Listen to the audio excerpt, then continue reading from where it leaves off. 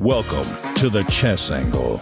This is not your typical chess podcast. If you're an amateur or club-level player, the Chess Angle is for you. Our content is aimed at busy adults who are serious about the game but have limited study time. Featured guests include both amateur and titled players alike. And now, here's your host, Director of the Long Island Chess Club, Neil Bellon. Welcome, everybody. Thanks so much for listening. Shout out to our sponsor, Chessable.com. So this is my first solo episode for Season 4. I do enjoy flying solo. That was really the initial concept for this podcast, kind of my own journey and perspective on the club-level chess scene, both as a player and a tournament director. I do, of course, enjoy the interview episodes as well, but I like the contrast of a solo episode versus having a guest. Each has its own dynamic, so that allows me to mix it up a little bit. Just some housekeeping and programming notes. I know I ended Season 3 somewhat abruptly. There was no announcement in advance. Basically, the universe was telling me it was time. I was dealing with graduate school. I have my dissertation proposal defense coming up. I had a family situation to tend to. I got the flu, which was not fun. So I just needed a break, and I don't do this full time. I'm not a full-time creator or, claim to, whatever that's about. So my intent was to have 20 episode seasons, but I've decided to break between seasons when I feel it's time, rather than meet some quota. So if it's 15 episodes, fine. If it's 20, maybe it'll be more, maybe it'll be less, but I'm just going to go by kind of, when I'm feeling it. And I think long-term, that's probably better just, for pacing and, you take a break, you come back fresh. So that's probably what I'm going to do, just kind of play it by ear. And what better way to end the season than with the Iron Man, Jay Bonin, right? Perfect guest to have a season finale. So I think it was the right call. Now, some reminders and a few call to action things. As you know, I only like to mention this stuff occasionally and in passing, and I try to have the majority of each episode be pure content. So I'm going to go through these quickly. And again, I'm not going to be mentioning these every episode because that will be annoying and I don't want to go there. So let me go through this real quick. First and foremost, thank you. Thank you for listening to the podcast and supporting us. It really means a lot. The fact that you're taking an hour or so each week to listen really means a lot. There's a lot of podcasts out there. You're busy people. You're working professionals. So I do appreciate it. If you're enjoying the podcast, we would love it if you would give us a 5-star review on Spotify or Apple Podcasts. It helps with promotion and searches and things like that, and it really supports the pod in many ways. So we would appreciate it if you would consider that. If you're on Twitter, please follow us. Our handle is @TheChessAngle. You can also tag us whenever you'd like. If you want to retweet a post, that's always appreciated. You can also subscribe to our YouTube channel. It's a clips channel. It's just 1-minute previews of episodes. I don't have one for every episode, especially some of the older ones. I'm trying to get one for the newer episodes, like each time I post something to get a clip for it. Now, it's really for searches, like for search engine purposes on YouTube and for people who haven't discovered us yet. So you may say, well, I have you saved or I follow you on Spotify or Apple. Why should I, do that? Just to support us. Like I said, just to increase the numbers, just to increase the visibility. It's no cost. It's a regular YouTube channel. You can just look for the Chess Angle podcast. There's a link in the show notes also. And just click subscribe, we would appreciate it. And, you might want to consider, just as a side note, you might want to consider getting YouTube Premium. Because if you're thinking, well, I'm not a YouTube person because of the ads, YouTube Premium is the most amazing thing on the planet. If you use YouTube a lot, you're talking no ads. It's like $14 a month. If you're considering getting YouTube Premium, maybe you thought about it and you dismissed it, definitely do it because you don't know what you're missing. It's fantastic. Just thought I'd throw that in there as a side note. Also, we do have a website, thechessangle.com. Once again, thechessangle.com. It's a very clean, simple layout. It's just mainly the homepage, and it has all our episodes. You'll see the arrow button to press play. The reason I'm mentioning that, if you just want to listen on your laptop or your desktop, I mean, even a mobile device like a phone or a tablet, without having to log in or go through an app, you can do that. Like, it might be convenient if you listen at work or if you're in a home office. Like, if you're just on your desktop and you just don't feel like going through an app like Spotify or having to sign in, just go to thechessangle.com and you press play. It's right there. There's no sign in or anything. It's just, go and go. So you may want to check that out. So again, for all of these things I'm mentioning, there will always be links in the show notes. None of this will cost you a penny. There's no paywall or anything. I'm not like setting you up to walk into something. This is all free of charge, all simple things that you can do to support the podcast. And now the last thing, as far as this kind of stuff, and this is a good thing, and this is a new thing, and I'm going to start promoting it right now. If you have a question you would like me to answer or a topic you would like me to discuss on the podcast, please email me at info@thechessangle.com. There's a link below as well. Or you could tag me on Twitter, once again, @thechessangle. And what I'll do is either answer your question as part of an episode. We could have like a listener mailbag segment, that type of thing. Or if the question or suggested topic is broad enough that it needs some serious unpacking, I'll do a whole episode on it. Now, I cannot promise that your question or topic will be used, but I will absolutely read all submissions. Okay, so I'm just throwing this out there. I'll remind you in future episodes. I don't know what to expect. I might get 2 to 3 emails. I might get 15 or more. I might get a big goose egg. We'll see what happens. And this is open to everyone. It's not a situation where I have a Patreon or something and only, triple, gold star, deluxe, quadruple members can ask a question. No, this is open to everybody. I can use your name or not, or just your first name, or keep you anonymous. I know some people are more comfortable that way. I will definitely honor whatever your request is as far as that. Now, as far as a Patreon, because I've been asked, I will get to it at some point. I know I mentioned that before. I'm just not quite there yet. It's on my list for down the road, but it's not a priority right now. I just want you to enjoy the content. So now let's get to the meat of this week's episode. Your much lower rated opponent in an over-the-board tournament is playing really well. He or she is not blundering, is not rushing, is playing positionally sound chess, and is responding correctly to all of your tactical threats. How is this possible? What's going on? And how do you handle it? I have some thoughts on this. That's coming up. All right, so for this topic of playing lower rated opponents who seem to be doing really well, I just want to be clear that I'm referring to over the board or OTB games, live games in amateur level tournaments, which is really what this podcast is all about. That's the heart of this podcast, live tournaments at the amateur level. Okay. And I'm not going to be really discussing online games because, if you see that online, your opponent is probably cheating, or at least there's a good chance. All right. You don't know what's going on. Are they using a bot? Are they using a computer? Do they have an opening book in front of them? You don't know.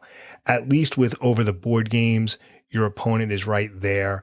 You can see everything. Now, I will say, as a club player and tournament director for many, many years, if your lower rated opponent is doing well, he or she is likely not cheating. It's really rare at the club level. And if someone tried to do it, it would just be so obvious, because the club level events, it's almost like a fishbowl. It's just very small. Everyone's right there. It's kind of hard to mask that. Now, some of the major events, like the big, like the World Open, like the major CCA amateur events, that might be different. I heard that the anti-cheating measures and the security at those isn't the greatest. I don't know. I'm not going to comment too deeply on that, but I could see that being more of a problem at those events because there's just so many people there. But even in those events, it's likely that your opponent is not cheating. Okay. And as I've said before, I think the suspicion of cheating is more common than the actual cheating that takes place. But again, just to be clear, we're talking about live events. Okay. The other thing, I'm looking at this from a ratings point of view, playing low rated opponents and how that affects your rating. This isn't really about the, joy of playing. Of course, that's a part of it. That's why we all do it. But I just want to be clear, and I want to admit up front, I am looking at this from kind of a ratings point of view. And I'm going to throw this in there. Tournament players who say they don't care about their rating, I think are being a little disingenuous. I think the players who say they don't care about their rating really do. I mean, look at all the players who give their online rating as their quote unquote real rating. They'll say, oh, what are you rated? Oh, I'm rated, 18 something. And that's their, chess.com rating or their puzzle rating. But meanwhile, their USCF rating, which is what it's all about as far as I'm concerned, your over the board rating might be like 1300 or lower, but they never say that, or they give an estimate. Oh yeah, well, my coach says I'm probably about, well, you're not answering the question. So, I think players, again, who say that they don't care about rating, they really do. I think they're being disingenuous, and there's nothing wrong with that. We all care about our rating. We all want to get better. So, someone may criticize this episode saying, he's too focused on the rating. Well, that is a part of it, but I want to be clear up front that yes, this particular episode is looking at this issue from a ratings point of view. So yes, that's true. And I just want to be upfront about that. Now, let's talk about playing lower rated opponents. Most of us, I know I feel this way, and I'm assuming it's the same for many of you. We don't like playing lower rated opponents, not the person himself or herself. I'm talking about the math part of it, the rating. We don't like playing low rated opponents. And why? Because it's, what I call a lose, lose, lose situation. What do I mean by that? Obviously, there's 3 results for a game. There can be a win, a draw, or a loss. Whichever results you get, whichever one of those results you get, I should say, against a low rated opponent, you're going to lose out. So in other words, if you win against a lower rated opponent, you're only going to win or gain a very minimal amount of rating points. Okay. If you draw against a lower rated opponent, you're going to lose a few points still. And if you lose to a lower rated opponent, you're going to get hit pretty hard. You're going to lose quite a bit of points. It could be as much as 25 or 30 points. That's an awful lot of rating points for one game. So that's why I call it a lose, lose, lose proposition. Because if you win, you barely get anything. If you draw, you lose points. If you lose, you get a ton of points. As opposed to playing a higher rated opponent, which is a win-win-win situation. So if you win against a higher rated opponent, you get a ton of rating points. You could get 20 to 30 rating points just from that one game. That's huge. If you draw, you also gain rating points. Many people refer to that as draw odds. So when you play up, when you play a high rated opponent, you have these draw odds. So you might get 8, 10, 12 points for a draw, which is a nice little chunk, for a drawn game. And if you, lose against a higher rated opponent, the rating hit is minimal for you, right? So for example, just to throw some numbers, if you're a 1400 opponent, a player, I should say, and your opponent is 1800, so you're 1400, your opponent's 1800. If you lose the game, might be like 8 points, 9 points, something like that. It's a minimal hit. And then in addition, you get an instructive game to study against a higher rated opponent, and all it cost you was maybe 8 points. So that's why I call it a win-win-win situation against higher rated. Because if you win, you gain a ton of points. If you draw, you still gain points because of draw odds. If you lose, the hit is minimal. When you play a low rated opponent, it's lose, lose, lose. Because if you win, you gain almost nothing. If you draw, you lose points. If you lose a ton of points. And another thing about context, I'm referring to lower rated players. When I use the term lower rated opponents in this episode, I'm talking about opponents who are significantly lower rated than you. So to put a number on it, a minimum of 300 to 400 points lower than you. So if you're listening to this as, say, a 1600 player, I'm talking about you facing opponents who are, say, 1,300 or lower. I'm not talking about a 1,600 playing a 1,500 player, because that's pretty close. So I'm talking by lower rated, someone who's a minimum of about 300 to 400 points lower than you. And last thing, as far as context, and then we'll talk about why your lower rated opponent seems to be playing so well. I believe it is tougher psychologically to play lower rated opponents than higher ones. I think we have more issues, we meaning amateur level tournament players. And who knows, this might be true for titled players as well. I mean, I've heard them express similar comments. We have a tougher time against lower rated opponents than we do against higher ones. I think a lot of players have trouble increasing their rating because of this, because of low rated opponents. In other words, they're making more mistakes, both as far as moves on the board and thinking patterns, against lower rated players than they are against higher rated ones. All right. And I think that can cause more problems and cause you to lose more rating points than when you play higher rated opponents. It's definitely a problem. As I explain the reasons why your lower rated opponent seems to be doing so well, I think that'll be clear.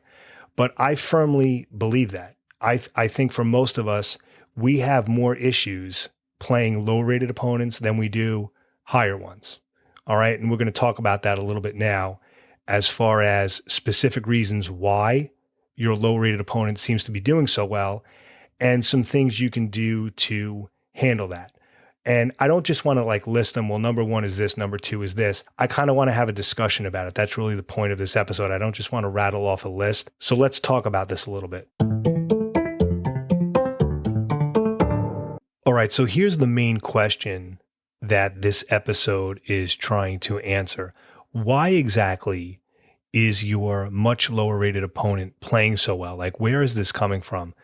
I think some of this is going to be obvious, some of it maybe not so much, but it's more about having the discussion rather than just listing some ideas, as I mentioned earlier. So the first thing is that you can never really interpret an opponent's rating literally, but we tend to do that. What I mean by that is, let's take a rating of 1,400, all right, just to throw out an even number. Let's say your opponent is 1,400 and you are, say, 1,800 or higher. You might see 1,400, and that's what you're expecting. You're expecting a 1,400 player, probably pretty decent, might hang a pawn, might miss a tactic or a positional thing, but will probably play solidly for a lot of the game. But at some point, you're probably going to expect a mistake. But the thing is, 1,400, that's just a rating. It's an average. All right. And I remember reading, because I want to give him credit, I believe it was Levy Rosman had a Twitter post, I'm paraphrasing, where he said something like, if a player is 1,400, that's an average. That means some days they might play like a 1,600 and other days they might play like a 1,200. And I agree with him completely, but I think you can expand that even more. I think if an opponent is 1,400, that could mean that some days he or she might play like an 1,800, or she might play like 1,000 another day. I think the range is very broad. But what we do, unfortunately, is we see that 1,400 rating, and that's what we're expecting, in a very literal sense. You have to remember that's just an average. So if that 1,400 is having a really good day, they're going to play much better than 1,400. If they're having a bad day, they're going to play much worse. And you might be catching that person on a good day. All right. So you have to remember there's a little bit of a range, a little bit of a margin of error, so to speak, on either side of that. And if you're catching that 1,400 on a good day when he's really bringing his A game, well, there you go. Now, the next point is sort of related to that. If your opponent is unrated, because you see that unrated, he may have a lot of prior chess experience. And again, we're talking about lower rated opponents who are playing well. So if you see unrated, that just means they never played in a tournament before. It doesn't mean they never played chess before, okay? Years ago, that's what unrated usually meant, because you didn't have the internet and things like that. But nowadays, you see unrated, you got to be careful. So you can't assume that your unrated opponent is a beginner, or maybe your opponent is rated 800 or 1,000. They could be in the middle of a surge and their rating has not caught up to their strength. That's very, very common with kids. Now, from what I'm hearing, if you go to these major Continental Chess Association tournaments, like a lot of the big amateur events, there are a ton of kids in that category where, they're just growing and getting better so fast that their ratings haven't caught up to their strength. And so if you're facing someone like that, you're going to lose a ton of points if you lose to that person. Or you might have a low rated opponent who's simply very inconsistent. We have a lot of players like that at the club where one day, they might be rated, just to throw out a number, let's say they're rated 1,200. Let's say that's what the rating is, 1,200. There are days they play like an 1,800. There are days they play like a complete beginner. It's almost remarkable. Like they'll hang a knight on move 8 one day, and then they'll play like an expert the next day. It's really quite remarkable. And there could just be what they call like an X factor, just sort of an intangible factor about them that, they're just having a good night. It could be they're having a good night, could be a lot of reasons. All right. So again, you can't look at a rating as a literal number. So if you see a rating of 1,300, that doesn't mean you can expect a 1,300 all the time. That 1,300 player could be playing like a 1,700, or they could be playing like a 900, let's say. I think I got the math right. But you get the idea. It's a range. And so if that lower rated player is doing really, really well on that particular night, well, you caught them on the higher end of it, right? You caught, that higher end of the bell curve, so to speak. All right. And that's what it is. So again, the whole point is that the rating is just a general estimate of their overall play. They don't play that particular rating. And so if it's 1,300, they're not going to play like a 1,300 every game. It's going to be either higher or lower. And you're just catching them on a night when it's higher. The next reason why your opponent, your lower rated opponent, seems to be doing well really has nothing to do with him or her at all. It's you. So this next point is kind of like it's not you, it's me, or it's not me. Yeah, you know what I mean? You blame your opponent like, wow, he's playing so well. But the truth is you're playing poorly. All right. And why? Because you become lazy and relaxed when you play a low rated opponent and you lose your sense of danger, right? The moves come quicker. You don't analyze as much. You get a little sloppy. And so it's not necessarily that your lower rated opponent is playing well, but that you're not playing well because you're getting lazy, right? Because that's what happens. It's a psychological thing. You're rated 1,900. Oh, my opponent's 1,100. And right away, there's this sort of relaxed state. Like I said, you lose your sense of danger. You don't analyze. You kind of just throw out moves. And then if you miss one little thing, well, guess what? Even though that player might only be 1,000 or 1,200, they may have enough chops to notice that mistake and take advantage of it. So you really need to be careful. And rather than say, well, I can't believe my opponent is playing so well, it could be that you're not playing well because you're not playing your normal disciplined game because we let our guard down. That could be conscious or subconsciously, but you got to really be careful. You always have to have that sense of danger, do a blunder check, the whole thing. Be aware of threats. But, that's what happens when we face a low-rated opponent. We sort of just whip out moves, and you can't do that. This next one is very, very important. You end up focusing on the result and not the process. Now, I'm sure you've heard that before at some point. I'm not the first person to say that, but it bears repeating. You're so focused on the win that you're not really invested in the game. Just focus on the game, playing good chess, playing good moves, and the result will come. But when we play a much lower rated opponent, that is what happens, right? We end up thinking about the result and not the process. I mean, that can happen no matter what your opponent's rating is. But a lot of times It can be worse when your opponent is lower rated because you're thinking, I just want the win because I don't want to lose the rating points. It's the whole psychological thing. It's what I mentioned at the beginning of the episode about how we often struggle against lower rated players psychologically more than we do against higher rated ones. So just focus on the process and don't get obsessed rather with the result. That will come. Now, I just want to throw this in there. I struggle with these myself. I don't want you to think like I'm saying all these things like, oh, I have it down. I don't have to worry about this. No, not at all. I still struggle with all of these things. I have to remind myself. So everything I'm talking about is for myself as much as it is for everyone else. And it's my understanding even titled players struggle with these things, obviously on a different level and on, in a different ecosystem than we do, but they still deal with these types of issues. Now, speaking of focusing on the result and the win and rating points, one of my favorite things, and this is something I love about tournaments, if I'm playing a higher rated opponent, so in other words, let's switch roles.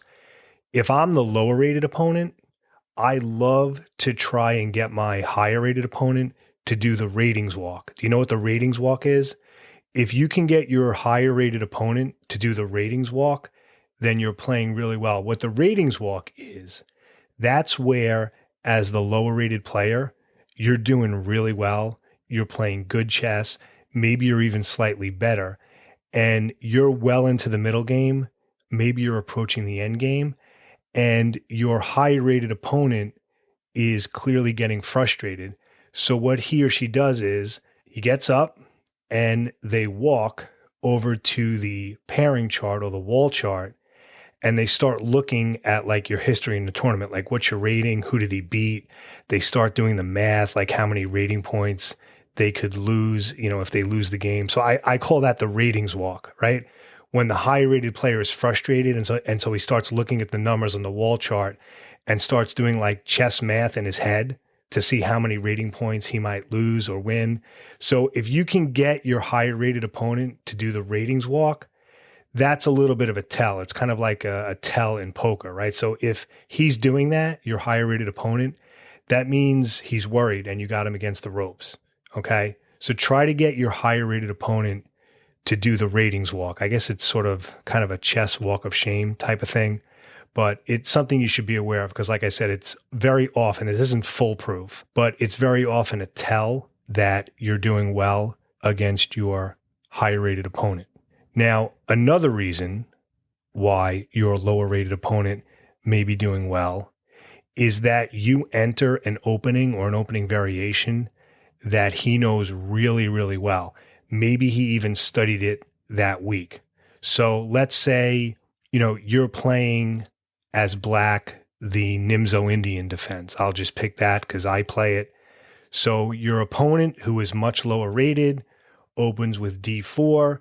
You go into the Nimzo Indian and he plays the Leningrad variation, which is a very aggressive variation by white against the Nimzo Indian. He basically ends up pinning, your knight after you pin his. I won't go into the specific moves because this isn't about the opening, but the point I'm trying to make, your opponent plays a variation that he knows well and that you don't know well. And I'm mentioning the Leningrad variation because not that long ago I faced it and I hadn't seen it in a while and it kind of threw me off.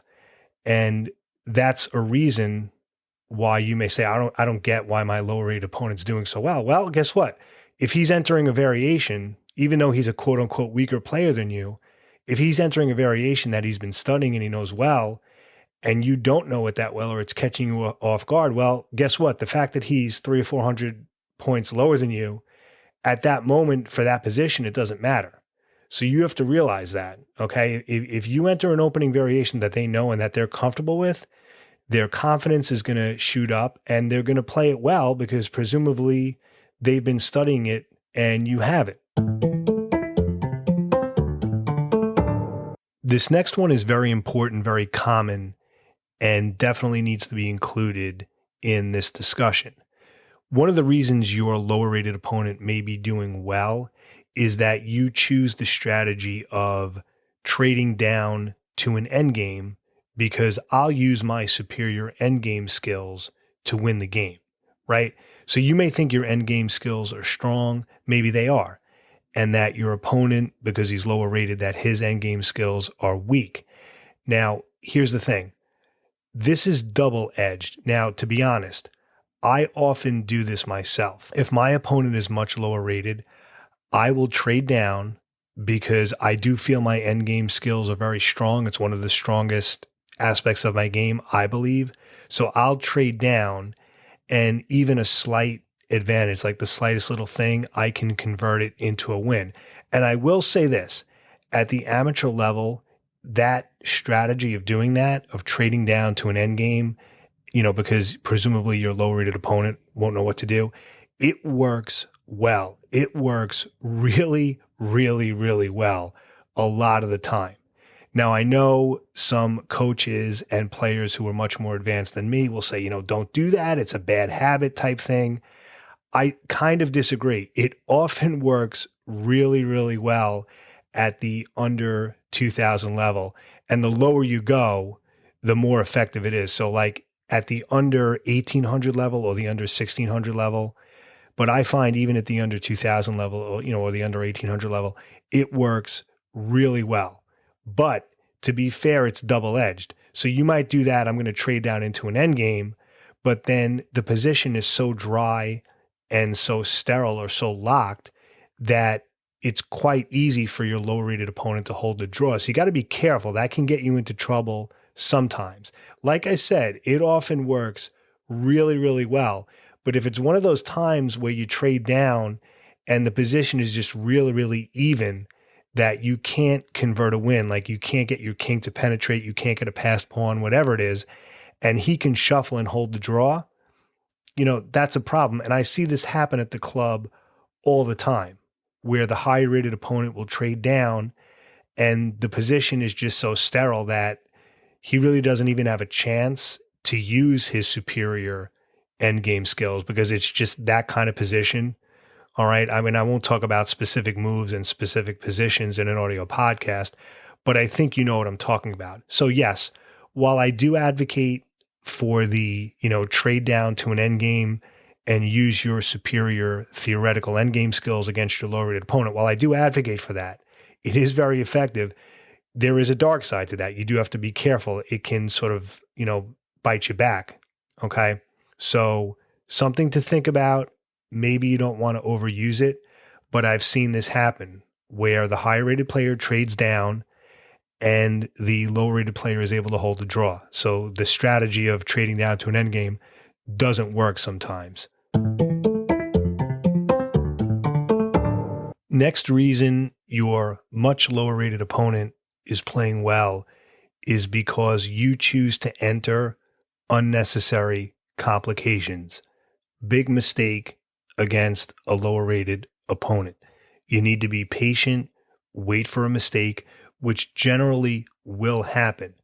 Now, often it happens later on. It is very, very common for a lower rated player, even someone as low as like 1200 or 1000, even 900, where they'll play a strong game for a while, right? But they generally slip up. They will. You need to grind them down. Now, against higher rated opponents, right? If you're playing the higher rated, if you're the lower rated, then it's often good to enter complications because if you play regular chess, quote unquote, against the higher rated, they're going to know those positions. They're going to know the main lines and their superior skill will usually win out. It's very difficult. Now, you may say, well, if you want to complicate things against a higher rated, doesn't it make sense to do it against a low rated too? Because like he'll mess up even more. No, because the thing is, when you choose to enter complications, you're also taking a risk that you're going to be confused yourself and might make a mistake. Against a lower rated player, there's no need to take that risk because the chance of a blunder is so great. Against a higher rated opponent, the chance of a blunder in sort of normal positions is much less. So to have your best chance to beat a higher rated opponent, you really want to mix things up, force them to think for themselves because it's your best chance to win. So as a sidebar, if you want to read more about that strategy of just being patient against lower rated and mixing things up and creating complications against higher rated, check out 2 books. The main one is Chess for Tigers. I did a whole episode on that. And the other one is The Survival Guide to Competitive Chess. That's written by Grandmaster John Ems, who was a guest on this podcast. We spoke about that book. That book was actually the basis of our discussion. But both of those books, Chess for Tigers, classic chess psychology book by Simon Webb, and The Survival Guide to Competitive Chess by John Ems, both of those books, I'll link them in the show notes. Both of those books talk about this strategy of playing a higher rated versus low rated player. It's all detailed there. But for the purposes of this episode, we're talking about playing lower rated opponents and why they seem to be playing so well. If you enter unnecessary complications, okay, you might, you will also confuse yourself a little bit. And if you slip up, your lower rated player, that will be enough for him or her to take advantage of that. So you don't need to create complications and tricky positions against a low rated opponent, because they'll generally mess up or make some kind of blunder even in more standard positions. So you don't need to add that risk to it. But this happens all the time where you'll have an advantage against a low rated opponent and you try to get too fancy, right? I think the old term in basketball was, too much French pastry, right? I'm dating myself. But, you try to get things all fancy and you don't need to, right? You could easily win in 8 to 10 moves where you know what you're doing, or you could say, oh, but I think I have this crazy tactical thing and I can win in 5 moves, but you're really not sure. And then you make things worse for yourself. You make a mistake and your low rated opponent takes advantage of that. Because remember, you got to give them credit. You can't just say they're lower rated, they're going to miss everything. No, if you blunder, or if you blunder more than once, at some point they're probably going to say it. So you do not need to make these complicated moves and create complicated positions and take those chances against lower rated opponents. You're just going to make things worse for you. We've now come to the final reason why your lower rated opponent seems to be playing well, and that's because you're tilting. Now, this might be the most common reason why higher rated players lose to lower rated players. At least you could make that argument. It's certainly a valid argument. Now, many of you know what I mean by tilting. For the uninitiated, I'll explain what that means. When you are tilting or on tilt, that means that you're playing an undisciplined game because you're frustrated at your tournament performance. So what happens is you're not playing well, you're frustrated, you're trying to catch up because you lost the last 2 games. So you try to force things rather than play your normal, patient, disciplined games. You just get frustrated and you start forcing things and you just play like a crazy person and you end up losing. Now let's talk about where the term tilting comes from. It's generally used in poker. When a poker player is on tilt, that usually comes from losing a really tough hand. Maybe you had a pair of aces. Those of you who know about like poker, I'll use Texas Hold'em as an example. Big surprise. Let's say you have a pair of aces and you're heads up with somebody else and they get cracked and you lose your stack. Or, you've missed what seems like the 10th, flush draw in a row or something. Like you just keep losing, you have all, your money in the pot with the best hand and you keep getting like sucked out on, and you start getting frustrated and you try to win your money back. So you start playing crazy and you lose control. That's what going on tilt is. Where it actually comes from, for those of you like me who are old enough to remember arcades, it comes from the old pinball machines, right? With the little paddles with the silver ball. I'm assuming you youngins have seen a pinball machine at some point. But what would happen is if you picked up the pinball machine, let's say you got frustrated or you tried to cheat, if you lifted or shifted the pinball machine, it would freeze. It would flash the word tilt and the paddles would freeze.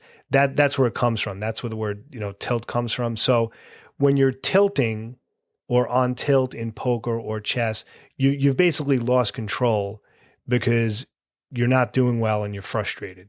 Now, where this happens in chess is in a multi-game tournament, could be a multi-week tournament or a weekend event. Let's say there's a 6-round tournament, just to throw a number out. And let's say you lost the first 2 games. You're now frustrated. You lost the first 2 games.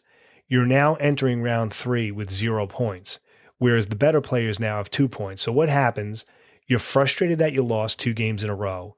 And now you're frustrated because now you have lousy pairings. Because what happens is in the Swiss system, winners play winners, losers play losers, that type of thing. So if you lost your first 2 games, you're probably playing someone else in a similar situation. Very often that's going to be a lower rated player. So you're frustrated that you're playing down. You're frustrated because you're 1,500, your opponent's 900, and you're thinking, all right, if I win, I'm going to be lucky to gain like 2 rating points. And then if they play really, really well as a lower rated player, you're now going to get even more frustrated. And you're trying to catch up and you're thinking, oh, geez, I'm going to now have like 2 or 3 lousy pairings in a row just to get back to some decent opposition. And it creates this whole mindset, this whole thing in your mind. And you're trying to catch up and you're frustrated you lost these 2 games. You're annoyed that your next 2 pairings are going to stink because your opponents are going to be much lower rated. And all these thoughts are going on in your head. You're on tilt. And now you're just trying to like force things and you're playing to get even rather than just playing your normal disciplined game of chess.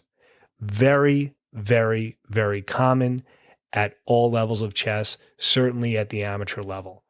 And I see it all the time.